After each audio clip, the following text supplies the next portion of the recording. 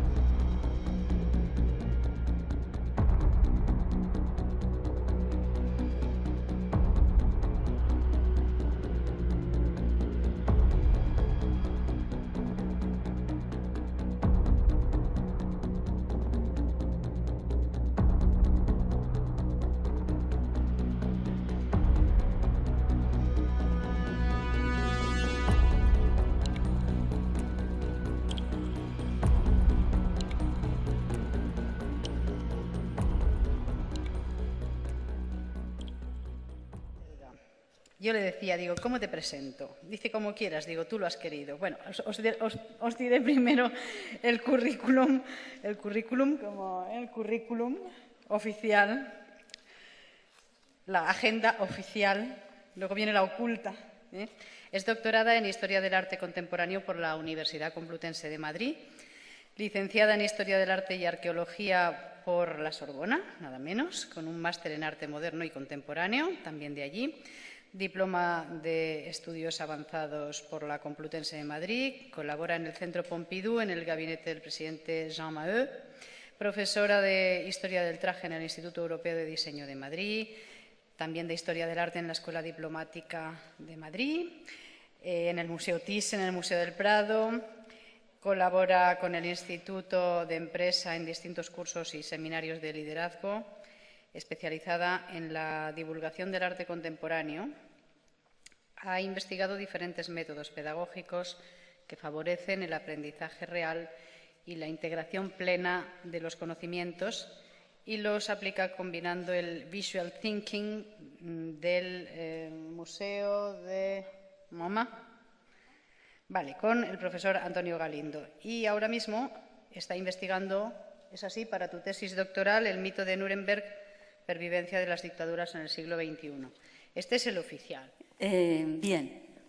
Entonces, desgraciadamente, a mí me gustaría hablar, como he oído a otros ponentes, de niños que hacen juegos y con balones y en el arenero y soñar y bailar, pero a mí me ha tocado hablar de algo que no es nada agradable contar.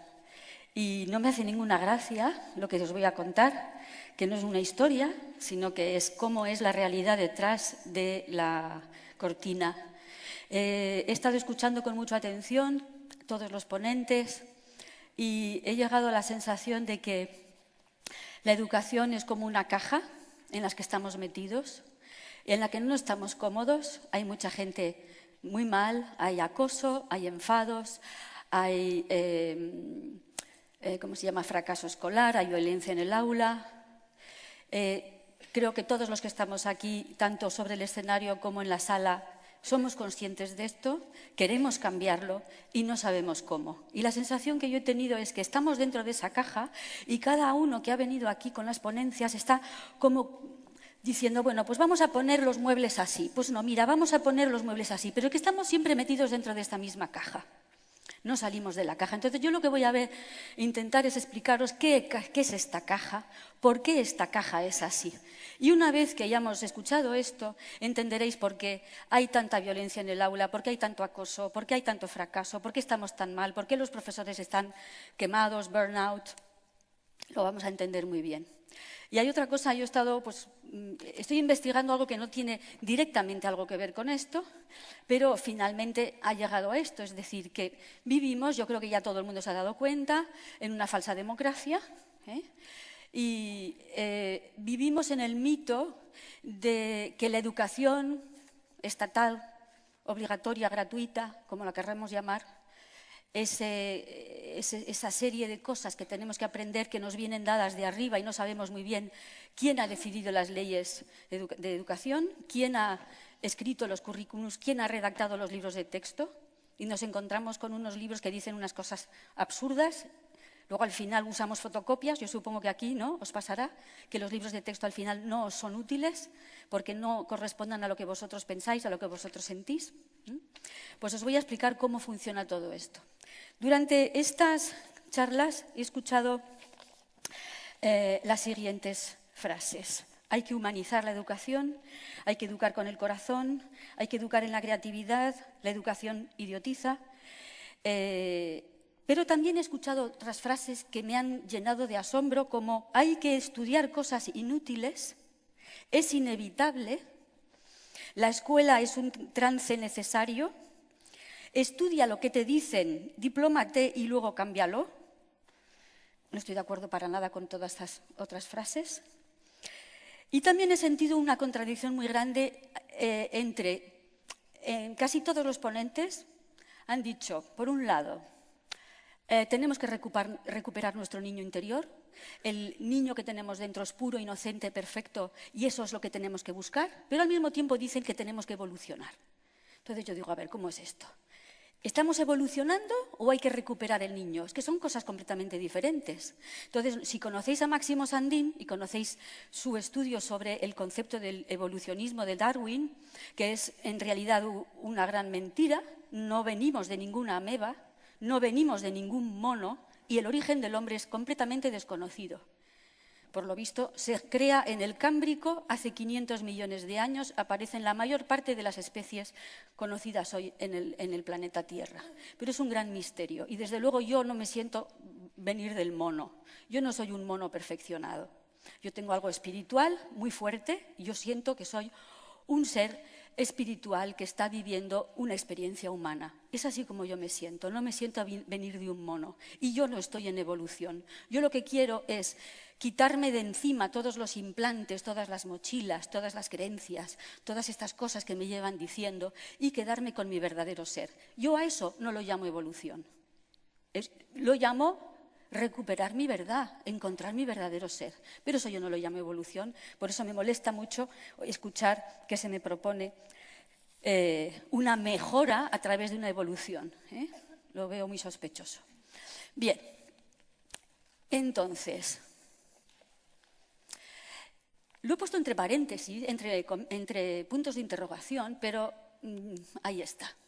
Bien, lo propio de las dictaduras, puesto que este descubrimiento mío viene del estudio de las dictaduras, las dictaduras se construyen, se sostienen sobre tres cuerpos. Uno que es el ejército para la defensa exterior, otro que son la policía y los servicios de inteligencia para el control interior y después la educación para el control de la mente, o sea, hiperinterior, ya directamente dentro de tu cabeza. Eso es el punto en común de todas las dictaduras, desde Hitler, pasando por Stalin, Mao y Franco. Bien, entonces fíjense que ¿dónde está la inteligencia en esta estructura? Cuando nosotros decimos servicios de inteligencia, estamos entendiendo qué son los servicios secretos. ¿Desde cuándo la inteligencia está en los servicios secretos? Yo pensaba que la inteligencia tenía que estar en la educación, ¿no? Pues ven, no está en la educación, porque ahora vamos a ver de qué se trata la educación. Entonces, para mí, la democracia sería una educación libre de la inteligencia, los policías, servicios secretos y jueces para investigar, detener y juzgar a los delincuentes y los corruptos, y luego, tercer punto, el ejército para la paz. Pero bien, vemos que realmente no estamos en esto. Entonces, la gran pregunta es, los niños, yo, me pasé 15 años confinada en un espacio para aprender ¿qué? Pues salí sin saber cambiar una rueda, sin saber cocinar, sin saber usar un taladro, sin saber hacer mermeladas, sin saber cortar leña, sin saber coser un botón. Bueno, no miento, aprendí a coser porque mi madre cosía y yo tenía mucho interés, y luego las setas tampoco las sé recoger. Es decir, que nada de eso hemos aprendido. Dice, bueno, una cosa tan importante como los movimientos de la luna, la astronomía forma parte de la educación, de la sabiduría del ser humano desde tiempos remotos. Porque estamos viviendo en un conjunto, en un cosmos, no está solamente la Tierra. Entonces, fíjense que la luna cambia las mareas, será importante saber si estamos en cuarto creciente o en cuarto minguante. Pues tampoco se estudia esto. Y además se estudian cosas que luego no se comprueban. No sé si habéis observado que la luna ha cambiado de posición. ¿Os habéis dado cuenta? Desde el 2011 la luna se ha tumbado. Digo yo que será un tema para hablar en algún noticiero, en algún programa. Pues por lo visto esto no interesa. Llevamos toda la vida con la luna en forma de D cuando es creciente, en forma de C cuando es decreciente. ¿Os acordáis de esto, no? Bueno, pues ahora está tumbada. La imagen que tenemos ahora de la luna es la que tenemos aquí a la derecha. Y yo todavía no he escuchado a nadie que me explique esto ni he encontrado nada. Bien. Entonces, aprendemos en el colegio a rellenar pues, el IVA, el IRPF, todo esto, ¿no? Luego tenemos que recurrir a gestorías, a gente especializada. Pues es una cosa que tenemos que hacer todos los días en cuanto montemos la primera empresa o hagamos cualquier cosa. Pues esto tampoco lo podemos aprender. ¿En 15 años no hemos tenido tiempo de hacer un papel de estos? Pues no. Pero bueno, me vais a decir, es que se estudian cosas muy importantes en el colegio. ¿Así? ¿Proposición no de ley? A mí nunca nadie me explicó lo que era eso. ¿Quién marca el Euribor? ¿Sabéis quién marca el Euribor? La agencia Reuters. Me enteré el otro día. ¿En serio? Metéis Euribor en Wikipedia, tarará, farragoso, y al final dice, y al final el Euribor va a ser, pero ¿de quién es la agencia Reuters? De Rockefeller, Rothschild y todos estos. Bueno, entonces ya sabemos que son ellos los que fijan el Euribor, puesto que manejan el mundo. Que es una preferente, ojalá nos hubieran explicado un poquito mejor lo que hay de esto para intentar que no nos estafen. El señor de la ventanilla del banco en el cual hemos confiado todos nuestros ahorros, después nos va a meter doblada a nosotros o a nuestros padres que son indefensos. Esto es impresentable. Bueno, ¿alguien sabe lo que son los derivados? Yo creo que ni siquiera los propios que están en la bolsa saben lo que son los derivados, o sea que eso tampoco sabemos. Ahora, una cosa que me he enterado hace poquísimo. ¿Ustedes conocen la diferencia entre la Comisión Europea y el Parlamento Europeo? Cuando votamos en las elecciones, ¿a quién votamos? Bien, pues el Parlamento Europeo es lo que elegimos, pero quien decide las cosas en Europa es la Comisión Europea. Qué interesante, ¿no? O sea, hay dos cámaras, una a la que se le vota, que no hace nada ni decide nada, y otra que decide todo, donde nadie está elegido, donde están nombrados.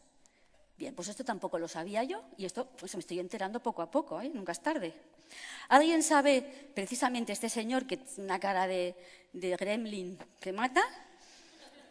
El Van Rompuy peligroso personaje, ¿alguien sabe por qué lo han nombrado a él?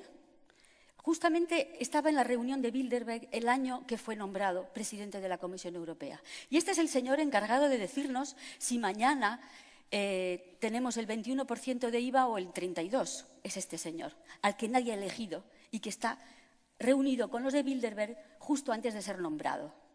Bien, es decir, que la Unión Europea, lo siento, no es una democracia, es una dictadura. Y os recomiendo un libro que habéis leído hace nada y por eso no está en el PowerPoint, que se llama Las raíces nazis de la Unión Europea.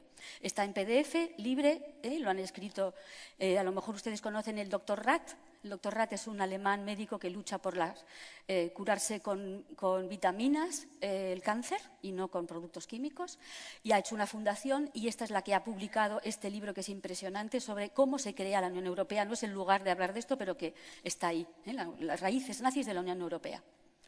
Bien, también os quiero decir que tengo un blog que se llama No Morir Idiota, que es lo único que aspiro hoy en día, porque ser rica ya sé que nunca lo seré, entonces Lo digo porque si metéis, por ejemplo, No morir idiota, las raíces nazis de la Unión Europea, os saldrá la reseña que he hecho del libro y ya os dará pues, todas las pistas, las páginas, los links y todo esto. Bueno, a la derecha tenemos la Reserva Federal. Nadie sabe lo que es la Reserva Federal. Pues yo solo voy a contar. La Reserva Federal es un banco privado. Ni es reserva ni es federal. Son 5 bancos que se unieron en el año 1911 y se han adueñado de la economía americana. Bien, todo esto no se estudia en la escuela porque sería demasiado grave que supiéramos estas cosas, porque otro gallo cantaría.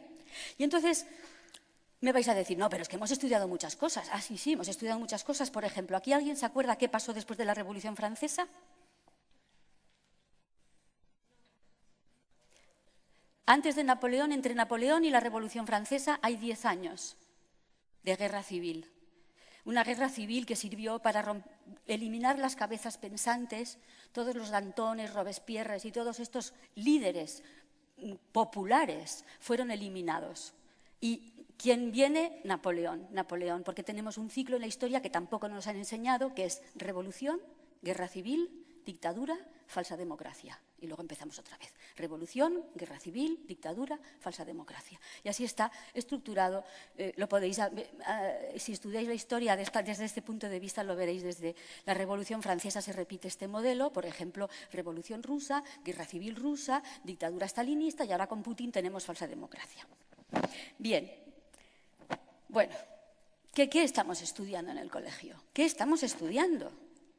Aquí hay mucha preocupación, muchas propuestas por ser asertivos, por saber expresar nuestras emociones, pero esto no se estudia normalmente en un colegio. Todos los que estáis aquí, en el fondo, somos aquí todos unos revolucionarios. Por eso estos congresos no los organizan las consellerías. Bien. Aunque se quieran meter aquí, pero no les vamos a dejar. Entonces, ¿verdad que no les vamos a dejar? Entonces, ¿qué han aprendido realmente? 15 años confinados en un espacio. Han aprendido esto, es decir, a estar quietos durante 8 horas para después estar quietos en una fábrica. Los mejores van a las oficinas y los menos estudiosos van a las fábricas. Y esto es el propósito de la educación. Es un poco duro decirlo, ya lo sé, porque nos han contado otra película, pero la realidad es esta, que tenemos que socializarnos. Y socializarnos significa aguantar filas, aguantar atascos, comprar en supermercados comida basura. Eso es lo que aprendemos.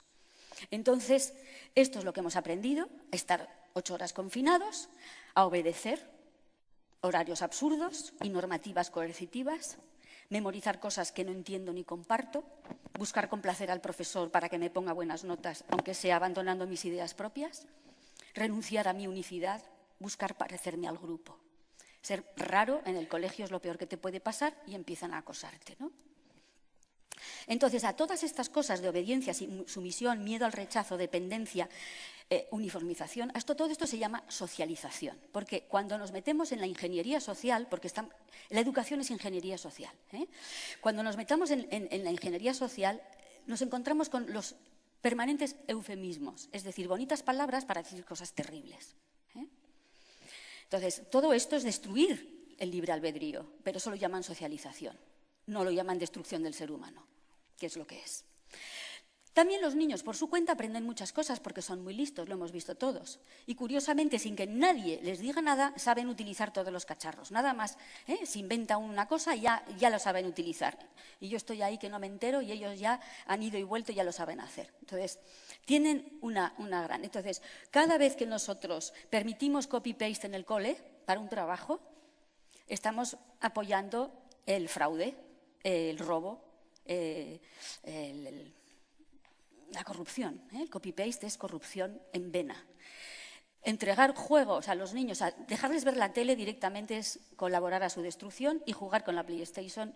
Sabéis que el Pokémon es un juego que ha sido diseñado por ingenieros de ingeniería social. Está muy estudiado. No es mi especialidad, pero se podría hacer un curso sobre el peligro del Pokémon. Y el consumismo también es una cosa que está muy favorecido por los medios, por el cine y por las televisiones y demás. Y luego también los niños, sin que nadie les dé clases, saben piratear música, bajarse las cosas. Es decir, que Bien, entonces, el fracaso escolar, ¿es una mala suerte? Vamos a ver. Entonces, me he puesto a estudiar y a leer, fíjense. Yo no sé si ustedes conocen este libro. ¿Alguien ha oído hablar de los protocolos de los sabios de Sion? ¿Nadie? Vale. Pues los protocolos de los sabios de Sion, si os metéis en Internet, por supuesto Wikipedia, que forma parte del control, no va a permitir que la gente lo lea como algo auténtico. Entonces, lo primero que te dicen es que son falsos. Pero resulta que este libro tiene un ejemplar en la biblioteca del British Museum con sello de entrada de 1906. Es decir, que no sabemos quién los escribió, pero sí sabemos que en 1905 se publicaron. Entonces, esto está escrito. Entonces, yo no sé quién lo ha escrito. No sé si son sionistas o antisionistas, pero ahí está escrito. Y lo que te quedas de plástico, porque te están describiendo lo que está pasando ahora. Entonces, ¿sabéis lo que los gentiles es el término que utilizan los judíos para nombrar a los que no son judíos? Bien, entonces así pues, para que los espíritus gentiles no tengan tiempo para pensar y reflexionar, es necesario distraerlos por medio de la industria y del comercio, es decir, trabajar y consumir. Pero resulta que en 1979 hay otro documento apasionante que se llama Silent Weapons for Quiet Wars, que quiere decir armas silenciosas como para guerras tranquilas, algo así sería. Dicen, reescribiendo la historia y la ley y sometiendo a la población a distracciones de forma a provocar el desplazamiento de sus necesidades personales hacia prioridades externas altamente fabricadas, artificiales, esto previene su interés y su posible descubrimiento de las armas silenciosas y de la tecnología del automatismo social. Esto está escrito en el año 79 en un documento que se entrega a los participantes de la reunión Bilderberg en el año 79. Al principio de ese documento, que se puede encontrar en Internet libremente, el que lo publicó lo asesinó la policía, se llamaba Bill Cooper y era exmilitar, debía tener alguien que le filtró el documento. Total, que lo que dicen al principio de este documento, que a mí me dejó de plástico, las 30 páginas más impresionantes que he leído en mi vida, estamos celebrando el 25 aniversario de la Tercera Guerra Mundial. Y digo, ¿cómo es esto? A ver, 1979, el 25 aniversario de la Tercera Guerra Mundial se empezó entonces en 1954. 1954 es la primera reunión Bilderberg que tiene lugar en el Hotel Bilderberg en Holanda. Y la había organizado el marido de la reina de Holanda, el príncipe Bernardo. El príncipe Bernardo había sido SA, y había trabajado en IG Farben. ¿IG Farben qué era? La fábrica que fabricó el gas sarín y el ciclón B de los campos de concentración y que después se llamará Bayer. Bien. Entonces, ¿cómo conseguimos esto? Esto es obtenido con descomprometiendo sus mentes y espíritus, saboteando sus actividades mentales, proveyendo programas educativos de baja calidad en matemáticas, lógica, diseño de sistemas, economía y desmotivando su creatividad. Bien, cuando hace unas horas, gente decía, es que tenemos que educar en la creatividad. Y claro, yo profesora digo, pero ¿cómo voy a educar en la creatividad si es que todo el sistema es anticreativo? Yo sola, profesora, no me puedo enfrentar a un sistema anticreativo. Pues aquí lo tenéis, está implementado, está diseñado, no es una fatalidad, no es que los profesores sean malos, no es que la educación española no tiene medios, es que está diseñado así. Otra cosa, comprometiendo sus emociones, aumentando su egocentrismo y su gusto por las actividades emocionales y físicas.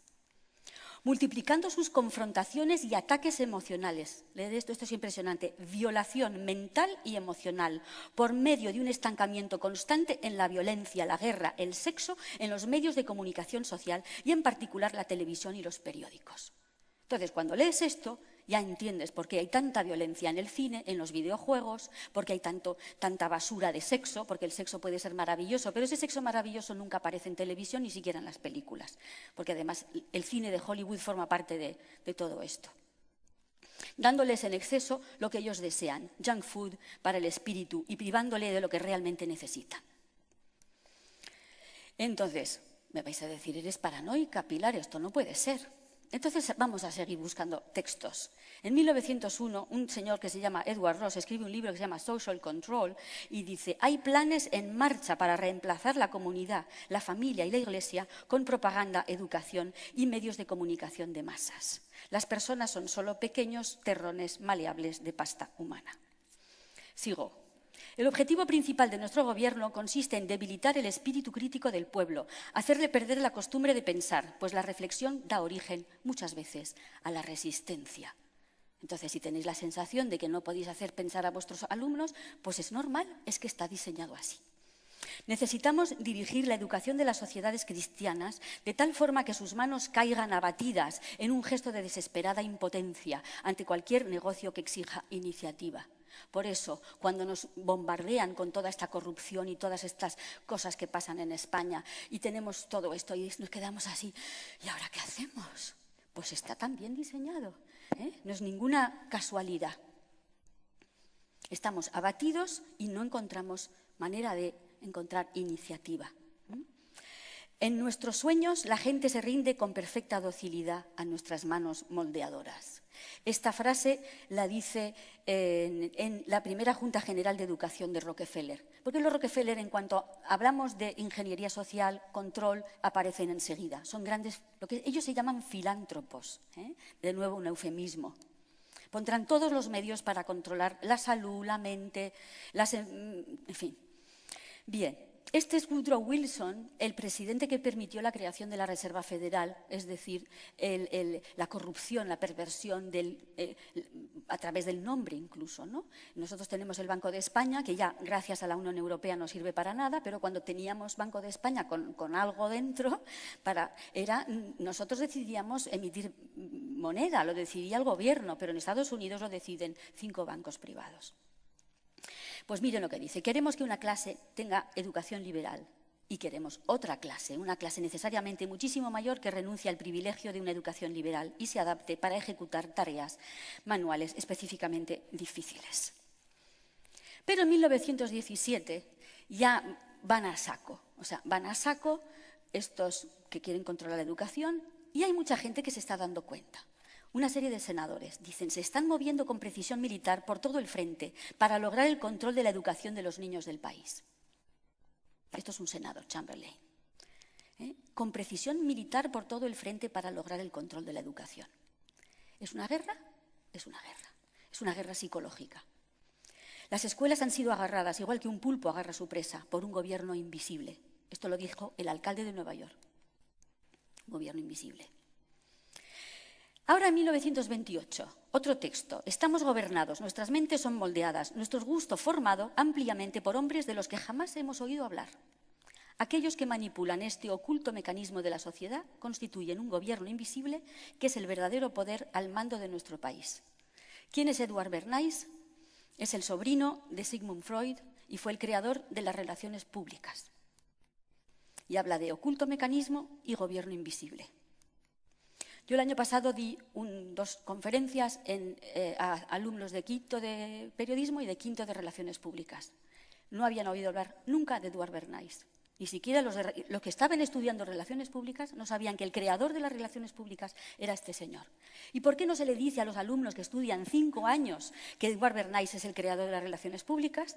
Porque este señor se puso al servicio de la CIA y se puso al servicio de las mayores corporaciones, por ejemplo, del tabaco. Él se inventó una campaña para que las mujeres fumaran, porque las mujeres no fumaban, era cosa de hombres. Entonces él se inventó toda una campaña para que el cigarrillo se convirtiera en la antorcha de la libertad y así ganar el 50% del público que no fumaba por cuestiones tradicionales. También se inventó, por ejemplo, el desayuno de huevos fritos con bacon. Todos sabemos que es excelente, ¿verdad?, para la salud. Bueno, pues él consiguió que la gente se lo creyera. Vistió a unos señores con bata blanca, falsificó unos resultados de análisis médicos y dijo que era lo mejor que podían desayunar. ¿Por qué este empeño en vendernos huevos fritos con bacon para desayunar? Porque la industria cárnica tiene un excedente de cerdo y entonces había que vender el bacon sí o sí. Entonces, bueno, y los americanos y los ingleses están convencidos de que es un desayuno estupendo y además tradicional. Bien. Está en marcha un programa exhaustivo para permitir el control del comportamiento humano, otro de la Fundación Rockefeller. Skinner, los que habéis estudiado psicología habréis oído hablar de él, el creador, el gran líder del conductismo, dice: podemos conseguir un control bajo el cual los controlados, no obstante, se sienten libres, aunque están siguiendo un código mucho más escrupulosamente que el que nunca existió bajo el viejo sistema. ¿Y qué es el viejo sistema? El viejo sistema es el sistema educativo, para decirlo rápidamente, antes de que existiera la UNESCO. Ahora os lo cuento. Seguimos. Tenemos que seguir produciendo una clase social inculta. Claro, necesario, porque si no, con gente inteligente esto no se puede controlar. Esto es terrible también. La calidad de la educación dada a las clases inferiores debe ser la más pobre, de manera que la brecha de la ignorancia que aísla las clases inferiores de las clases superiores sea y permanezca incomprensible para las clases inferiores. Con tal discapacidad, incluso los mejores elementos de las clases inferiores tienen poca esperanza de extirparse del lote que les ha sido asignado en la vida. Esta forma de esclavitud es esencial para mantener un cierto nivel de orden social, paz y de tranquilidad para las clases superiores dirigentes. ¿Qué tal cómo os estáis encontrando? Ahora necesitaríamos una relajación, ¿verdad? Un poco de música. Bien. Bien, entonces esto es muy importante. Fijaros esta frase: con la mejora en las comunicaciones y en la educación, las clases inferiores se vuelven aptas para el conocimiento. Esto amenaza la soberanía de la élite. Por eso, cuando leéis el documento este de Silent Weapons, resulta que la educación va a ser realmente la meta, la diana. Si tenemos gente inteligente que piensa, que es autónoma, que es creativa, se nos va de las manos. Se van a empezar a dar cuenta de que que somos muy pocos los que mandamos y van a tener recursos para enfrentarse a nosotros. Lo que tenemos que hacer es que la gente no tenga recursos y se someta y obedezca. Bien, entonces, a lo mejor pensamos, es que esto pasa en Estados Unidos, en España no pasa. Bien, pues España es una democracia, claro, porque tenemos una constitución en la que dice que entre las libertades está una de las libertades fundamentales de los españoles, es la libertad de la enseñanza. Pero 4 renglones más abajo pone que la enseñanza es obligatoria. Y yo pregunto, ¿puede ser algo libre que es obligatorio? La enseñanza libre existió en el pasado.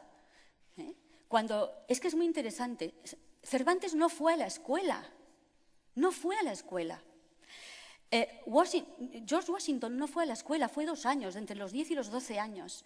Lo mismo Thomas Edison, lo mismo Benjamin Franklin. No hace falta ir a la escuela. Allá afuera, en una de las mesas, hay un libro de Arno Stern que dice: yo no fui a la escuela, y es un chico brillante. Porque si estás rodeado de gente, y muchos de nosotros tenemos a nuestro alrededor gente que sabe muchísimo, pero están ocupados, trabajando, ganando dinero, y en vez de dar a lo que nos rodean, lo que sabemos nosotros, pues entregamos los niños a las escuelas.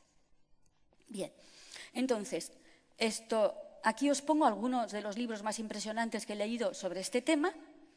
El de John Taylor Gatto está en la red en español, traducido por un independiente, que os vendrá muy bien, porque ahí viene mucho detalle. Entonces, hay que recordar que en la Grecia de Atenas, la escuela era para los esclavos. La gente, los ciudadanos atenienses, ellos no iban a la escuela. Y scolé significaba ocio. Tener scolé es tener tiempo de educarte. En cambio, en Esparta, la sociedad sí que había escuelas y las familias entregaban sus hijos a la escuela para que fueran formados militarmente. En Roma es muy interesante porque aparece la figura del pedagogus. Y pedagogus es el esclavo. El esclavo que instruye. Entonces dice, el magister docet, es decir, es docente, pero el pedagogus inculca la lección. Entonces el pedagogo es el esclavo que inculca una lección de la que no tiene ni idea. Esto es la etimología de la palabra. Bien, en la Edad Media existe una manera de educar a las clases elevadas, sobre todo a las clases religiosas, con el trivium, que todos conocemos, gramática, retórica, dialéctica, y el quadrivium, aritmética, geometría, astronomía y música. Como pueden ver, aquí no hay diferencia entre letras, ciencias, astronomía, geografía, arte, todo está unido. Todo está unido. ¿Qué es que ha quedado de esta instrucción maravillosa de la escolástica? Pues de la gramática, reglas, que los niños aprenden, memorizan y no se enteran bien de qué va. Literatura un poquito, pero poco. A mi hijo con 11 años le mandaron que leyera o con 12 el Cantar del Mío Cid, que yo lo abrí y ni siquiera lo podía leer porque no entendía nada. Yo preguntaba, ¿no tendrán otro libro para darle a mi hijo con 12 años? Odiarán la literatura. Esto forma parte del plan también, no lo sabía, me he enterado. Luego la retórica tampoco se estudia y luego la gente no sabe hablar en público, no sabe defender una tesis, no sabe presentarse para ir a trabajar. La dialéctica, la gente, por ejemplo, en la televisión se ve, la gente no sabe hablar, no sabe discutir. Es hablo yo, hablo yo. Hablo yo, Cada uno habla y se cuenta su cosa, pero no hay dialéctica en el sentido de utilizar los argumentos del otro para rebatirle. Pues esto se estudiaba. Mi padre me contó que cuando él iba a los jesuitas hacían clases de dialéctica. Bien, la aritmética, cálculo complejo, ha desaparecido. Numerología, es decir, el sentido sagrado de los números, ha desaparecido. La geometría, pues es mínima. Geografía también mínima. Topografía, 0. Astronomía, 0. Y música, 0. Entonces, cuando decimos, todo esto lo hizo Leonardo da Vinci, es un hombre del Renacimiento. No es que fuera un hombre del Renacimiento, es que en aquella época la gente que se instruía con una visión holística, completamente de 360 grados. Todo es interesante en este mundo, no hay que separar por asignaturas, esto forma parte del plan. Y además, Leonardo da Vinci nunca fue a la escuela, nunca. Él había sido el hijo de una relación, de un notario con una señora del campo, y vivía en el campo, y Dios además lo contaba. Él se había criado en el campo, viendo las hojas sobre el agua flotar, ver los pájaros, y así mirando la belleza de la naturaleza, hizo todas estas maravillas. Bien, entonces, la etapa de la Ilustración, que nos la han vendido como la panacea, la cosa más maravillosa que hay, ojo con la Ilustración, porque en la Ilustración aparecen una serie de ideas, que si Rousseau era un ecologista, el primer ecologista, y es un hombre que dice cosas muy bonitas, también dice una cosa terrible, que es que el hombre es un animal social, acordaros de esto porque después Darwin lo va a utilizar, y también dice que hay que igualar a la humanidad, y eso es terrible, porque somos todos diferentes. Entonces, en la Ilustración es cuando nace la idea de que el Estado y la colectividad es superior al individuo, que el culto al progreso es superior a la tradición, que el laicismo es superior a la religiosidad espiritualidad, que la razón es superior a la intuición, que la ciencia tecnológica es superior a la ciencia pura. Cuando decimos que nosotros estudiamos ciencia es mentira. Estudiamos tecnología, es decir, ciencia aplicada. La ciencia pura es la que busca la verdad, sin aplicaciones prácticas. Pues hoy en día nadie estudia ciencia pura, que es simplemente por el gusto de saber la verdad. Siempre se estudia la ciencia tecnológica. Entonces nos han vendido que la ciencia es la ciencia tecnológica. Pues no. Bien, otra cosa que aparece en el siglo XVIII es que el Estado es el padre de los ciudadanos, este Estado padre que nos arregla todos los problemas, que nos dice lo que tenemos que estudiar, los medicamentos que tenemos lo que tenemos que pensar, etcétera. También aparece esta idea de que lo que es bueno para el Estado es bueno para todos, que el individuo debe sacrificarse por el Estado y por la colectividad. Y esto se hace muy patente con las dictaduras de los años 30, es decir, con Stalin y con Hitler son estas ideas a saco. Luego la idea del progreso, eso es terrible. El progreso es mentira. No existe el progreso. Hay cosas que evolucionan en una dirección y otras se pierden. Cuando estudian, yo que me gusta mucho la historia de la moda, el traje, todo esto, hay tejidos que hemos encontrado en España del siglo XII. No sabemos hacerlos. No sabemos hacer ni los hilos. Tejerlos todavía menos. Y están ahí guardados diciendo, ¿pero cómo se hará esto? ¿No? O sea, bien. Y luego otra cosa terrible también es que la cultura la organiza el Estado y se encuentra en las ciudades. Es decir, que el mundo rural es una porquería, es un atraso, no tiene ningún interés. Entonces, una gran idea que está metida dentro de los programas de las leyes de educación de toda Europa, gracias a la UNESCO, es que el enemigo del progreso es la tradición y la religión, que la tradición popular y el mundo rural y las tradiciones religiosas son un atraso, una superstición, y que la irracionalidad es bajo y primitivo, todo lo paranormal, esotérico, meditar, entonces ya parece que estás diciendo tonterías. Bien, Estas son las herencias de la Ilustración. El control del Estado, el ser humano es imperfecto y puede ser mejorado. En esto de la evolución que os decía, que a mí me pone los pelos de punta. El laicismo es la modernidad y la espiritualidad es de colgados. ¿Cuáles son los medios del Estado? Pues controla la educación, controla la economía. Intentad montar una empresa, vais a ver lo complicado que es. Vienen todas las normativas, los impuestos. Y entonces esto también forma parte del plan, porque no conviene que haya pequeñas empresas, que haya pymes, es mucho mejor que haya multinacionales. Las multinacionales no tienen problemas, para ellas hay SICAF, hay soluciones estupendas, pero para el pequeño empresario le ponen un montón de problemas. Y esto forma parte de este plan, de que estemos absolutamente sin podernos mover, ¿no? Y luego lo que es peor es la libertad de conciencia, que va a ser el resultado de este machaque, ¿no? Entonces, nos han dicho, el Estado somos todos. Pero yo no tengo la sensación de que el Estado, que yo soy el Estado. Al contrario, yo siento que el Estado me oprime y me abusa de mí y me está estrujando todo el tiempo. Porque siempre cuando pasa algo hay que preguntarse cui prodest, que significa en latín ¿quién se beneficia? ¿Quién se beneficia del atentado de las Torres Gemelas? Pues sirve para atacar a Afganistán. Ah, qué interesante. Y así todo, ¿no? Bien, entonces siempre hagamos esta pregunta. Entonces, ¿quién se beneficia de todo esto? Las élites, que son los banqueros más las farmacéuticas, que están todas unidas con el mundo del armamento y de las petroleras. Y son las que realmente gobiernan el mundo. ¿Y esto cómo es posible? Porque no gobiernan directamente, tienen intermediarios. Y estos intermediarios son los políticos que nosotros votamos democráticamente.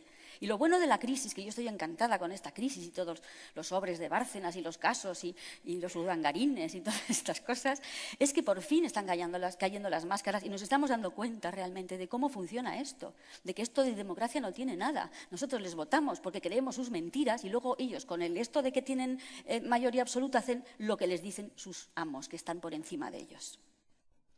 Entonces, la Revolución Francesa, que nos la han vendido como la cosa más maravillosa del mundo, son ideas maravillosas, pero hay una especialmente que me molesta, que es la igualdad. Igualdad, igualar. Esto es la igualdad. O sea, nos tenemos que someter por igual. Y ya veis que todos los culitos son diferentes. ¿No? Ahora, no sé si conocéis a este fotógrafo que se llama Spencer Tunick y que esto reunió a 20.000 personas en la Plaza del Zócalo en México y la gente lo hizo gratuitamente. A mí, yo no sé, la fortuna que me tienen que pagar para que yo haga eso. Vamos, tengo una idea de mí misma muy elevada para hacer eso, ¿no? A ellos les gusta, pero esto es lo que hacemos, pero voluntariamente. Esto es una especie de símbolo de lo que estamos haciendo todos los días. Todos los días hacemos esto. Ya estamos preparados para que...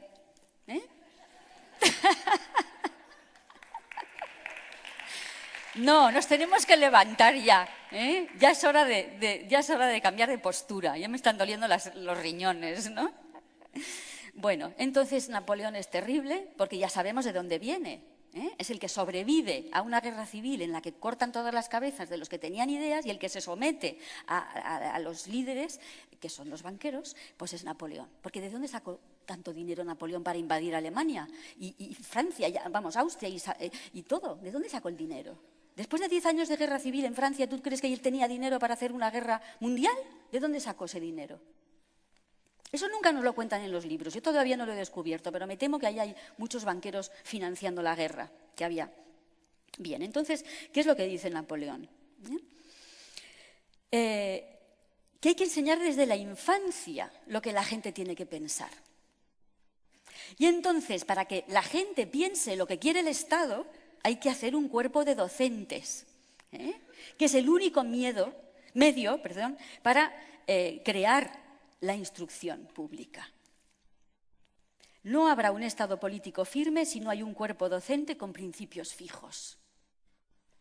Bien, caramba. Entonces, este Fontanés era el rector de la Universidad Imperial, que era la estructura de la educación de Napoleón. Y dice que hay que unificar puntos de vista, es decir, que hay que crear pensamiento único. Es necesario una unidad de puntos de vista. Igualar, enseñanza necesaria, el Estado, el gobierno, firmeza, unidad de pensamiento, pensamiento único. ¿Es necesario para quién? ¿Para mí? ¿Para vosotros? No es necesario. Para ellos, para los que están en el control del poder, necesitan una masa obediente. Entonces hubo un señor que se llamaba Andrew Bell, que era un capellán inglés que va a la India y descubre las escuelas de casta hindú. Y en las escuelas de casta se observa cómo funciona, es decir, las escuelas para los pobres. Meten a 300 niños en un chamizo y entonces hay un brahman que dice: «Debo obedecer al amo». Y entonces todos los niños: «Debo obedecer al amo». Y si no contestabas bien, entonces los más mayores de los alumnos les pegaban con una vara, el famoso pedagogus, para que todo el mundo dijera lo que dice el profesor. Entonces esto a los ingleses les va a encantar e introducen este tipo de enseñanza en la educación inglesa.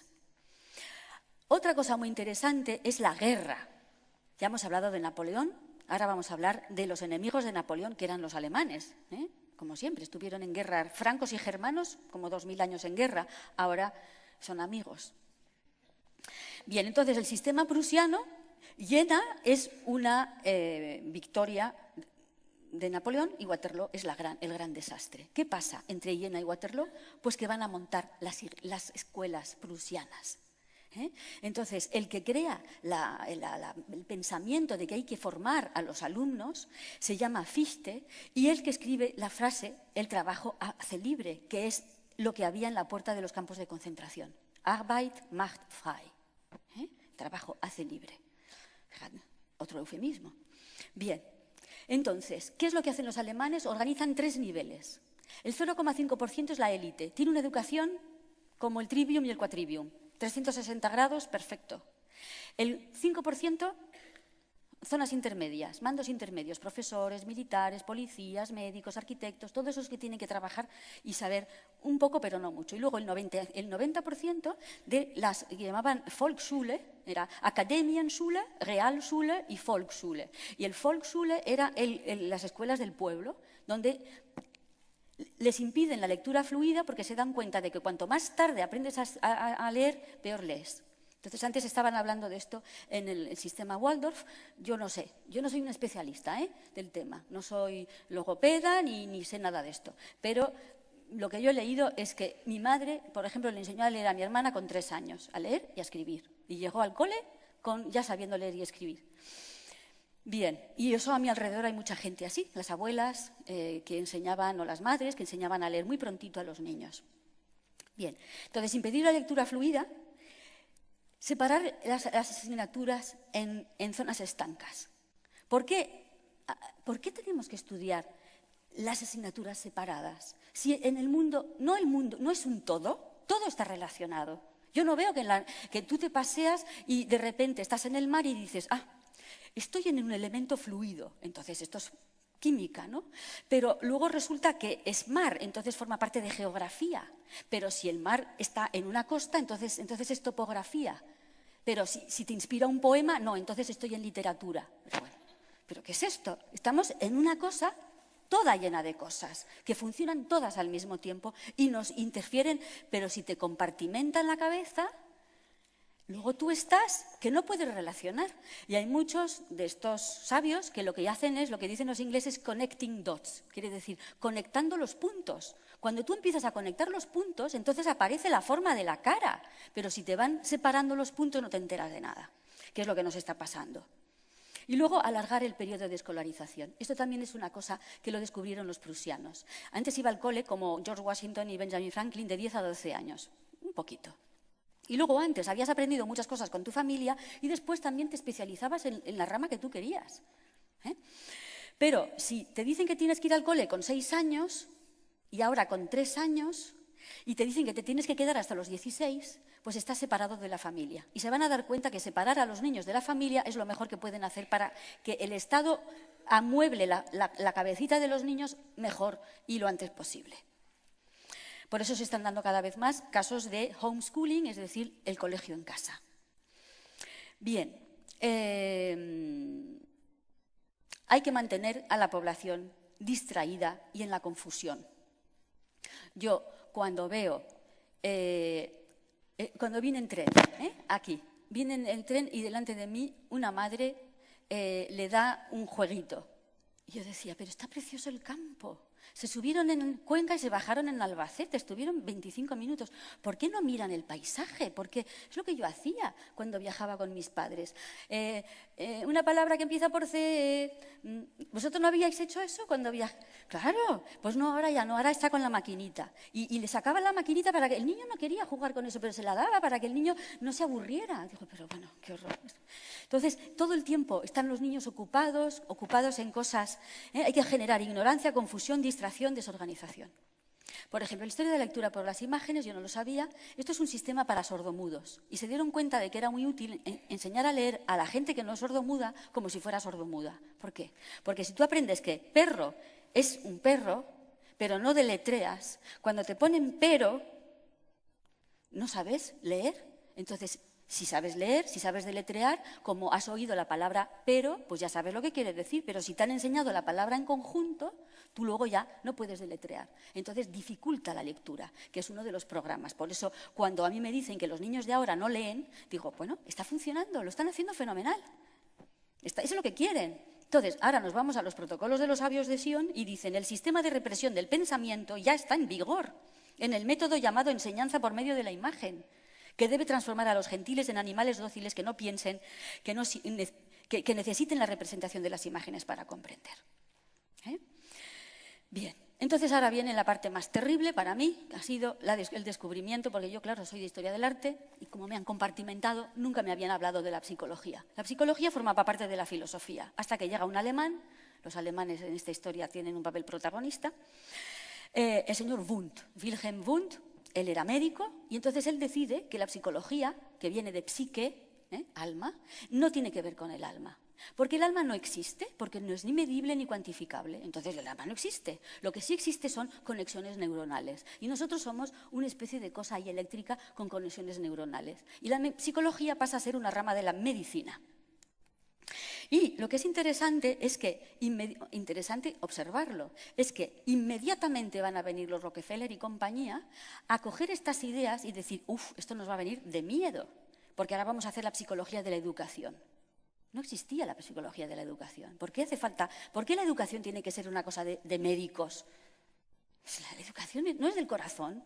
No es. Entonces, ¿por qué de médicos? ¿Por qué de expertos en conexiones neuronales? Es gravísimo esto. Bien, entonces, ¿qué es lo que nos vamos otra vez a los protocolos de 1905 y encontramos? He aquí por qué es necesario que nosotros arruinemos la fe y arranquemos de los espíritus gentiles el principio mismo de la divinidad, sustituyéndolo por los cálculos y las necesidades materiales. Aquí está todo lo que está pasando ahora, y lo que os decía antes, el laicismo que nos lo venden como la modernidad. Y dentro del laicismo lo que hay es un rechazo a la espiritualidad, y a ese ser espiritual, y a esa alma que tenemos, y a esta cosa maravillosa. ¿Os habéis preguntado por qué han suprimido el latín, el griego, la filosofía y la música de nuestra enseñanza? Porque la filosofía es que nos hace pensar por qué estamos aquí. El latín y el griego son nuestras raíces.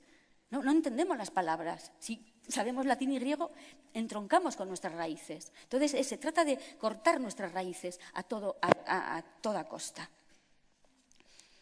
Bien, fijaros, la lucha encarnizada por la supremacía, los choques de la vida económica crearán, mejor dicho, han creado ya sociedades sin ideales, frías y carentes de sentimientos. Es increíble, 1905 ya lo habían planificado todo. Estamos en una sociedad fría y todo esto viene de este maldito, lo siento, Wundt, que dice que pone en marcha la historia de los electrochoques. Entonces Wundt crea en Leipzig una escuela de psicología que va a tener a estos personajes, Pavlov, Stanley Thorndike, John Dewey y Skinner, que son los más famosos, y son los que van a utilizar electrochoques para curar o ver qué pasa. Y entonces es normal utilizar al ser humano como una rata de laboratorio para ver cómo funciona. Y utilizaron a gente que estaba, ya sabéis, ¿no? Minusválidos, a presos, a soldados, ¿eh? Y esto sigue haciéndose hoy en día. Ahora lo que pasa, ¿habéis visto El jardinero fiel? Se van a África para hacer esto, para probar las medicinas, se van a África y les dicen que les están dando una vacuna y es mentira, están probando con ellos medicina. Entonces, esto es terrible, el salto de la psicología, que es una cosa del alma, se convierte en el estudio del conductismo. Pero el conductismo consiste en decirle, en ver, a ver, ¿qué tengo que hacer con la mente humana para que el ser humano haga lo que yo quiero que haga? De eso se trata el conductismo. Bien, entonces, esto es terrible, esto está en la red, lo he visto, no he podido ver más de un minuto porque el niño está gritando, resulta que es un alumno autista que está en un centro especializado, y lo dejaron paralítico después de 31 electrochoques y 7 horas de tratamiento. Y ves cómo está amarrado así, gritando, así, y todas estas personas mirando así tan tranquilos. En fin. Entonces, la agenda estatal consiste, se dieron cuenta, muy pronto, que la familia, que hay que apartar al niño de la familia cuanto antes, porque es la tradición, porque es las raíces, porque es el amor incondicional. Nadie te quiere como te quiere la gente de tu familia, nadie. Puedes hacer lo que te siguen queriendo. Bien. Luego, prolongar la infancia, en el sentido de que no te dejan. Esto de el trabajo infantil es horroroso, depende. Si un señor empresario te está maltratando, sí, pero si es tu madre la que te está enseñando a cocinar, o tu padre que te está enseñando a cambiar una rueda, o te dice, oye, vente al taller que te vas aprendiendo como se hizo siempre. Velázquez empezó a trabajar en el taller de Pacheco con 11 años para aprender. Bien, retrasar el aprendizaje de la lectura, porque eso favorece el analfabetismo. Luego, el refuerzo periódico es terrible. El refuerzo periódico es, metes una rata en una caja, ¿no? Aprietas un botón, le dan de comer. Aprieta el botón, le dan de comer. Aprieta el botón, no le dan de comer. Aprieta el botón, le dan de comer. Aprieta el botón, no le dan de comer y no ha apretado el botón y al final no sabe qué tiene que hacer.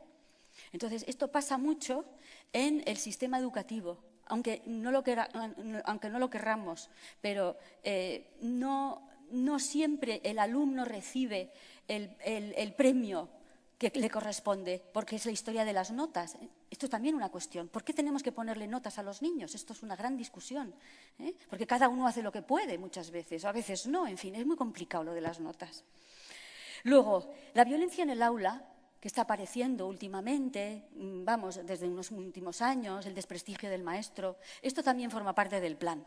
También yo no sabía, pero por lo visto.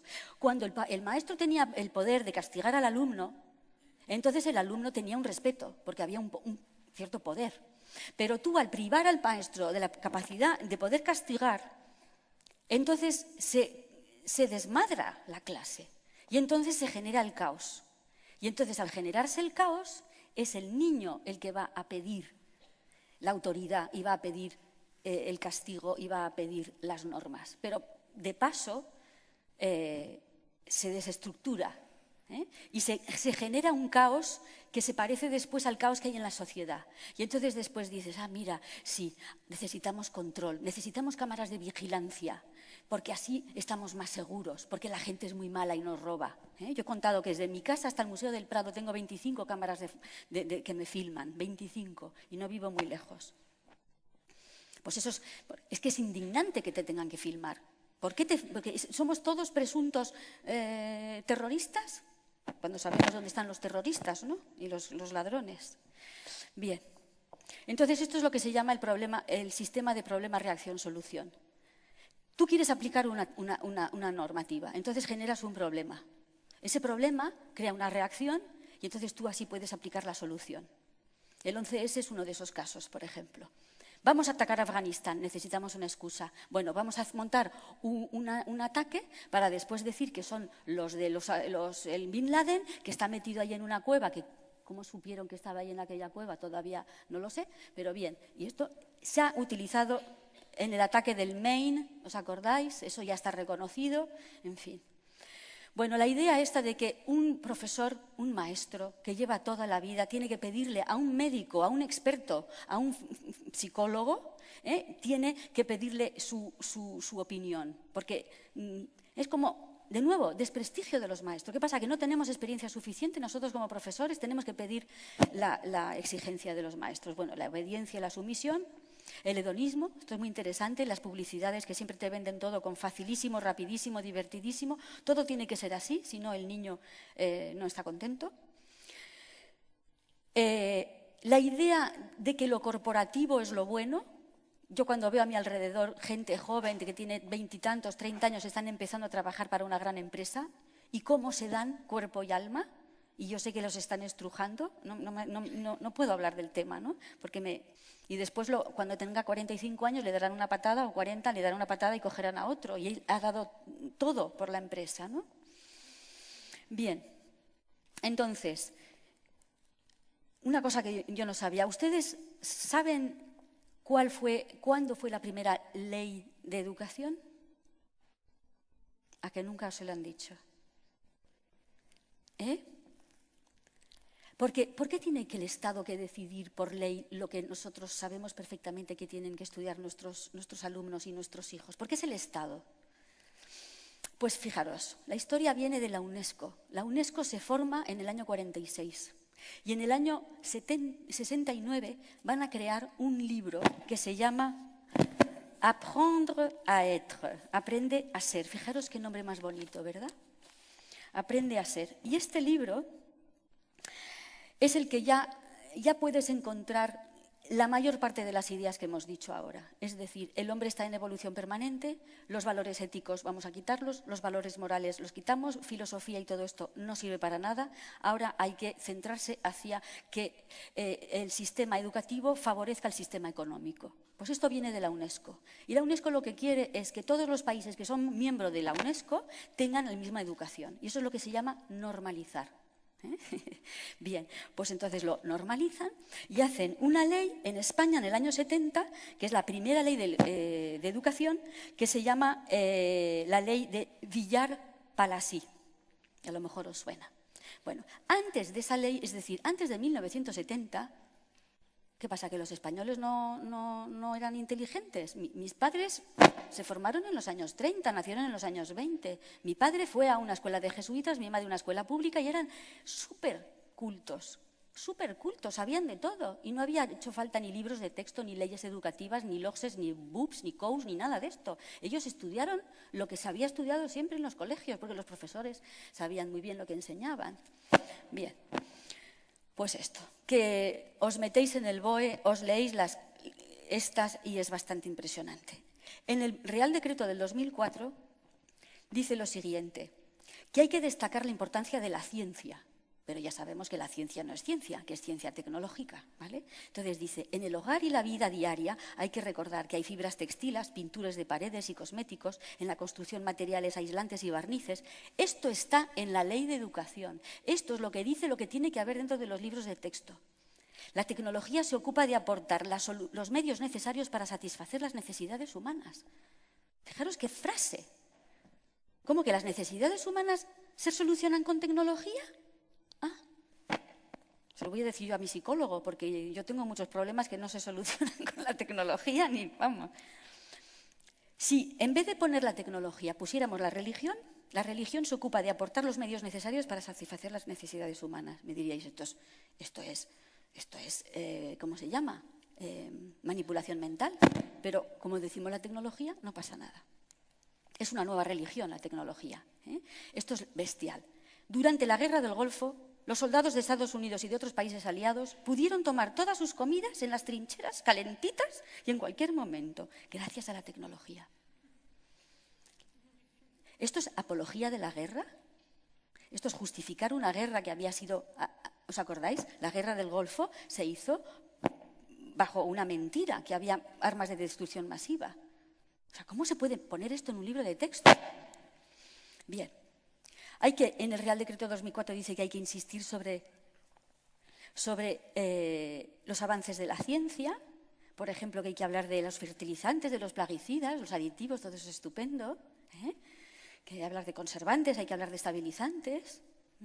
Por ejemplo, el mayor adelanto ha sido el empleo de compuestos hormonales sintéticos para incrementar el peso del ganado vacuno en explotación intensiva. El libro Anaya. Y encima tienes que comprar estos libros. Es que ni regalaos los querría yo. No, encima, es que es terrible. No, ya. Ahora os voy a dar ideas. Ya termino y os voy a dar ideas porque esto es insoportable. Bueno, esto es increíble. Los coches eléctricos serán los coches del futuro. Utilizan un combustible barato y poco contaminante. El único problema es que las baterías no duran mucho. 3 frases, 3 mentiras. El primer coche más rápido fue un coche eléctrico, que ganó una carrera con coches de gasolina en el año 1898. Era un coche de un belga que se llamaba La Jamais Contente, la nunca feliz. Ganó un coche eléctrico. Después, Henry Ford y Thomas Edison hicieron un coche eléctrico que estaban a punto de sacar. Y en 1914 les quemaron los 2 almacenes donde estaban fabricando los coches eléctricos. Y de repente se olvidaron del proyecto. Ya todo de gasolina. Y encima, cuando nos dicen que no hay baterías, las baterías de ferroníquel todavía funcionan. Tienen 100 años y todavía funcionan estas. Es mentira lo de las baterías. Todos hemos visto esas antenas de telefonía móvil subidos arriba de una montaña. ¿Todos hemos visto eso? ¿Cómo se alimentan esas antenas de telefonía? ¿Hay alguien ahí pedaleando? ¿Ven un motor de gasolina? ¿No? Tienen de estas baterías de ferroníquel que duran 50 años, pero esas no están en el mercado, porque si no nos liberaríamos de las eléctricas y de todos estos. En fin. Bien. La experiencia ha mostrado que el método más simple de control de la población es el mantenerlo ignorante de los principios básicos de los sistemas, por un lado, siempre llevándolo a la confusión, desorganización y distraído con temas sin importancia real, por otro lado. Entonces, yo me he puesto a pensar y digo, las soluciones las tenemos nosotros. O sea, nosotros nos tenemos que negar. Como profesores nos tenemos que negar, hablar con el director del colegio y decir, no más libros de texto. Se acabó de financiar estas editoriales que son, como veis, están al servicio de la destrucción del ser humano. Vosotros sabéis perfectamente que cada colegio tenga sus propios currículum y cuando un padre traiga a su alumno a vuestro colegio, le digáis, miren, nuestro currículum es este. Nosotros vamos a enseñar esto. ¿Le gusta? Vale. O sea, y porque además, lo sé, porque un amigo mío es director de colegio, vienen las editoriales y les dan comisión. Coño, hay que decirlo. Pero es que están haciendo picadillo con la mente de nuestros hijos y encima se están lucrando. Es como Bárcenas, es lo mismo, pero a nivel peor porque son nuestros hijos, no es dinero, son nuestros hijos, el corazón de nuestros hijos que están destruyendo y luego salen a buscar trabajo y no encuentran trabajo porque están ya machacados, porque ya no creen en ellos, porque ya no pueden inventar. Entonces hay que negarse, hay que quemar. Yo soy terrible para esto, yo ya estoy volviéndome nazi también, ¿no? Hay que quemar las malditas Barbies. Yo recuerdo tener una Barbie a la basura, o sea, directamente, la pira. Yo recuerdo tener una Barbie, tenía yo 8 años, y yo miraba a la Barbie con sus vestiditos, me miraba en el espejo y digo, Pilar, qué fea eres. Mira, eres baja, eres morena, no tienes esas tetas, no tienes esas caderas y tienes unas piernas gordas y cortas. ¿Pero qué? Y viví con eso, estuve a punto de ser anoréxica por la maldita Barbie. Y luego, ¿por qué? Yo me acuerdo, mi hijo lo he educado en comida muy sana, siempre. Y cuando iba a los cumpleaños de los niños, a los McDonald's y compañía, no podía comer. Porque no le gustaba nada de lo que había en las hamburguesas, y ni los nuggets, ni nada de eso. Y encima después de esa mierda de comida, le daban un cucurucho lleno de chuches químicos y que mi hijo tampoco comía. Y entonces yo decía, ¿pero qué es esto? Y luego los juegos. Los juegos están diseñados para que los niños sean violentos y que no tengan empatía, porque desde que nacen hasta que llegan a 20 años, ¿cuántos asesinatos han visto? ¿Cuánta sangre han visto? Ya es completamente normal. Esto que han pasado de que han destruido las casas rurales en Galicia. Pues ¿cómo no van a ser violentos y les divierte romper cosas? Si es lo único que hay en sus juegos. No existe otro juego. Y encima las madres dándoles, cuando hay un paisaje precioso, dándoles para que el niño juegue con la maquinita. No. ¿Y cómo no? Hacerlo todo en familia. Lo poco que sabes, enséñaselo. Enséñale tú lo que sabes hacer, que todas sabemos hacer mucho. Luego la historia de las guarderías, madres de día que se están poniendo en marcha, la escuela en casa, esto que os he dicho, los colegios, nada de libros de texto, todo se tiene que hacer de una manera desde el corazón, pero hagámoslo ya, que no nos impongan a nosotros lo que tenemos que decirles a nuestros alumnos, a nuestros hijos. La televisión, yo me siento al lado de mi hijo, bueno, ya es mayor, y comentamos, o sea, es visión crítica. O sea, yo no entiendo la televisión para que él esté ahí. No, me pongo a su lado y digo, bueno, fíjate tú, pues esto te están diciendo esto, pues esto te están diciendo lo otro, ¿no? Claro, pero que es un... No, es verdad. Le tengo que agradecer a mi hijo que me dice, mamá, por favor, no te vistas de hippie. Ponte elegante. Y digo, vale, venga. Bueno, y por supuesto, el contacto con la naturaleza es tan importante, ¿eh? Que cocinen con nosotros, y educar en la autonomía. Y luego hay una cosa que ya termino, es que rechazaré los exámenes tipo test, por supuesto. Es una cosa que no quiero,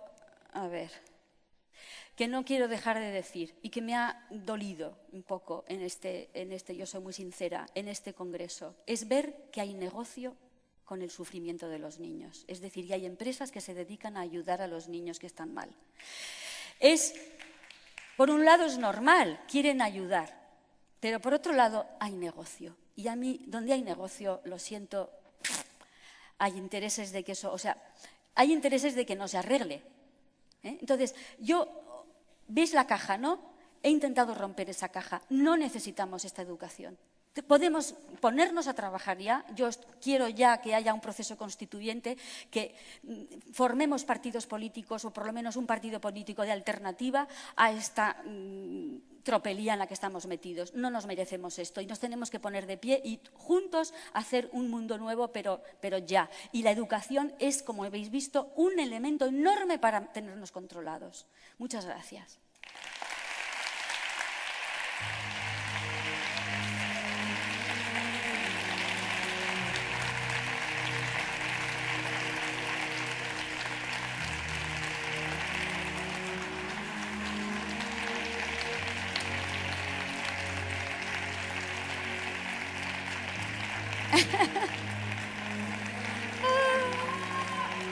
¡Ay, guapísima! Muchas gracias. Mi corazón.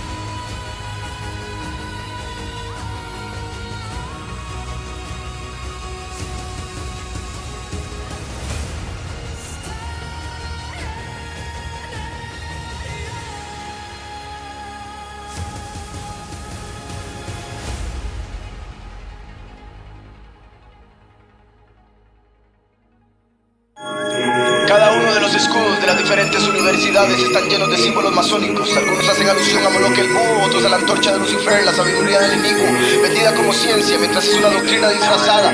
Usan la culebra, otros la campana, el pentagrama y el hexagrama, el compás y la escuadra, el obelisco y hasta abejas y panales, símbolos claves de las secretas sociedades y el clásico ojo con sus pirámides.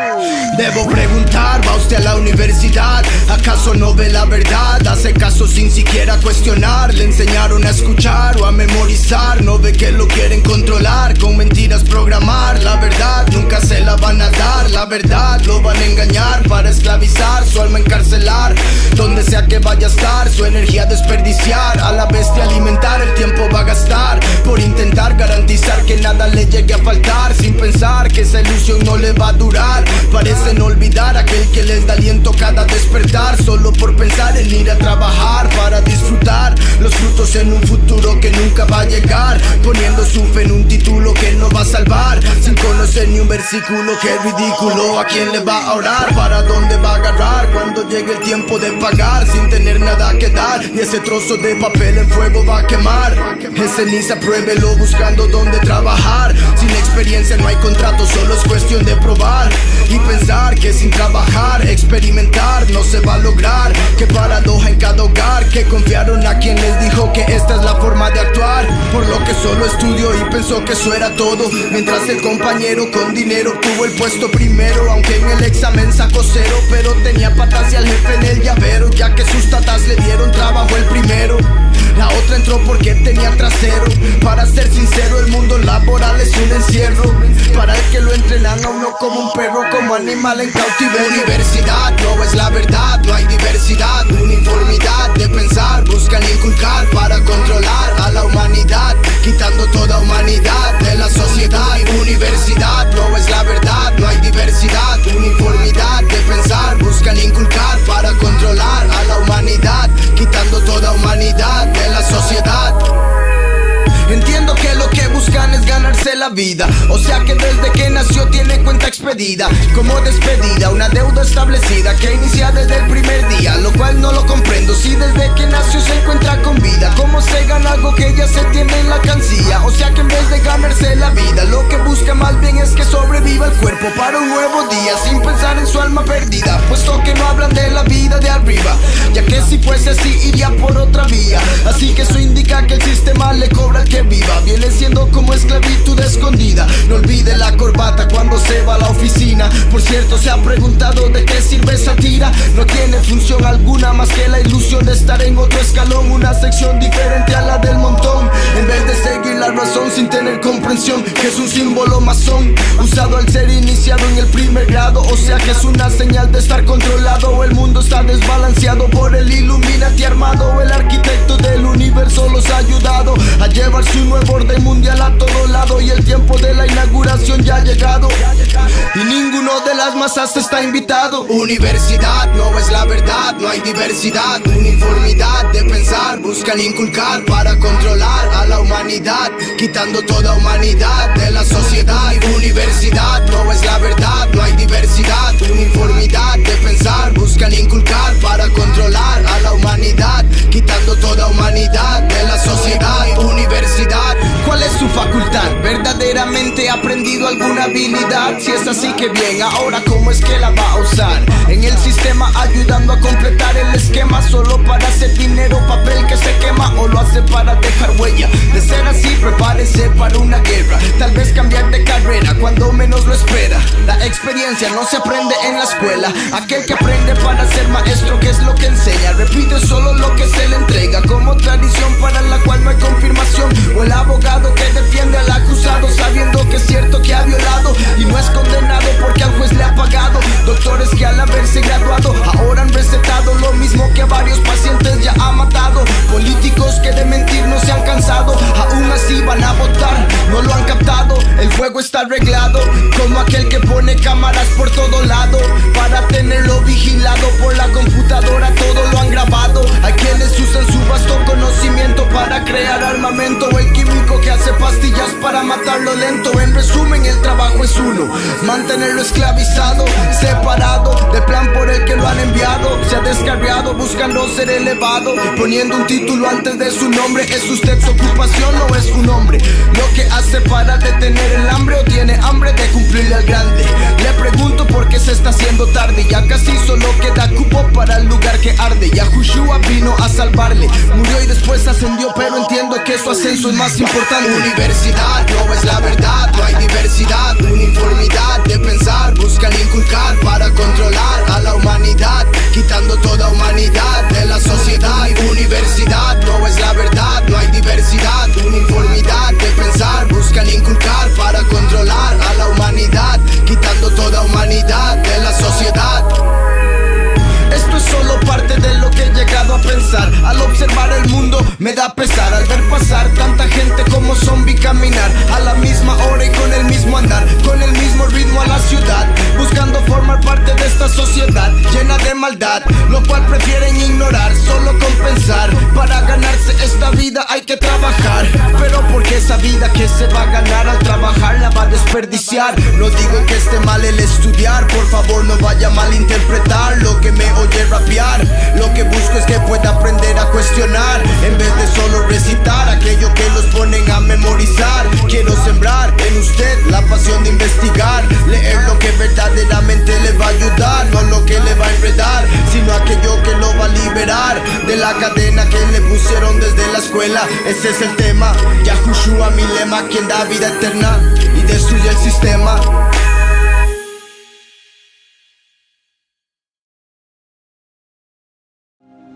You take the blue pill, the story ends. You wake up in your bed and believe whatever you want to believe. You take the red pill, you stay in Wonderland, and I show you how deep the rabbit hole goes.